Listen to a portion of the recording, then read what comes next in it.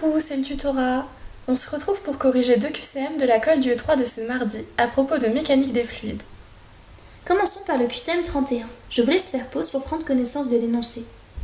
Cet exercice ne nécessite en réalité pas de calcul très compliqué.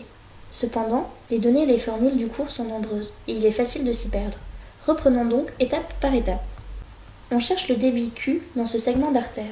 En fonction des données de l'exercice, on va pouvoir identifier la formule qu'on peut utiliser. Avant toute chose, clarifions un peu certains points de vocabulaire.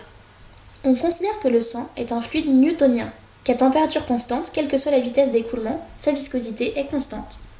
On assimile dans cet exercice l'écoulement du sang à un écoulement laminaire, c'est-à-dire que les trajectoires des molécules de liquide sont des trajectoires rectilignes et parallèles entre elles, mais aussi parallèles aux parois du tuyau.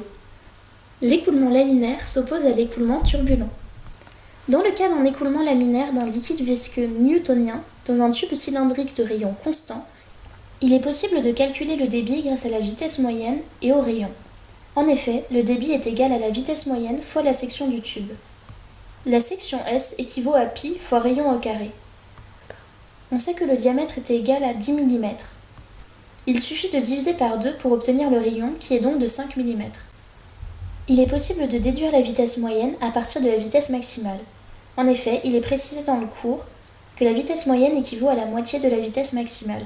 La vitesse moyenne équivaut donc à 0,04 m par seconde. D'après l'énoncé, on assimile pi à 3. Il faut bien entendu que tout soit dans la même unité. On veut le débit en unité du système international. Il suffit donc de passer 5 mm en mètres, ce qui donne donc 5 × 10 puissance moins 3 mètres. D'après la formule, les unités sont bien homogènes. En effet, vu que le rayon est mis au carré, le débit est bien en mètres au cube par seconde. On a toutes les infos nécessaires pour établir le calcul suivant. Il ne faut pas oublier que le rayon est au carré.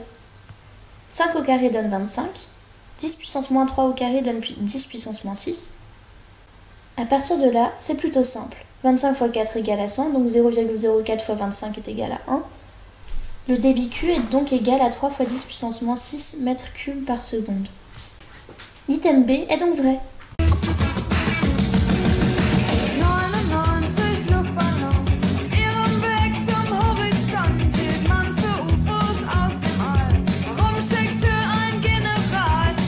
Passons au QCM 38. Je vous laisse faire pause pour lire tranquillement l'énoncé. Pour répondre aux 3 premiers items, il nous faut trouver une hauteur. La formule à utiliser est donc delta P égale ρgh. On isole h et on trouve h égale delta P sur ρg. G, soit l'accélération de la pesanteur, est donnée dans l'énoncé et est égale à 9,81 USI. On peut déjà arrondir à 10 pour faciliter notre calcul. Pour trouver ρ, on va utiliser la densité, elle aussi donnée dans l'énoncé. Attention, une densité est égale au rapport de la masse volumique du liquide considéré sur celle de l'eau. On trouve donc la masse volumique en multipliant la densité par 10 puissance 3.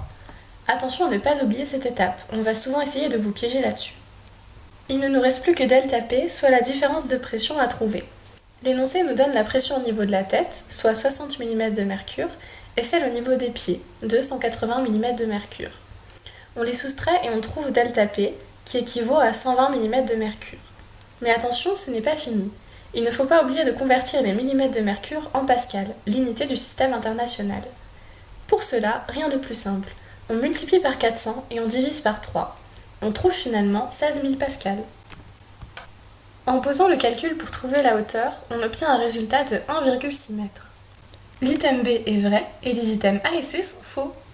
Item D. La pression dans l'artère carotide est négative et provoque une aspiration d'air si elle est percée d'une aiguille, entraînant un risque d'embolie gazeuse. La carotide est une artère. Il y règne donc un régime de pression important. Si l'on perce la paroi de l'artère, le sang, qui s'écoule avec une pression supérieure à celle de l'atmosphère, va se précipiter vers l'extérieur et donc provoquer une hémorragie. En revanche, dans la veine jugulaire où la pression est inférieure à celle de l'atmosphère, on aura le cas de figure proposé par l'item D. L'item D est faux. Item E. Une pression négative dans un vaisseau sanguin correspond à une pression inférieure à celle de l'atmosphère. La pression absolue est égale à la pression atmosphérique plus la pression relative.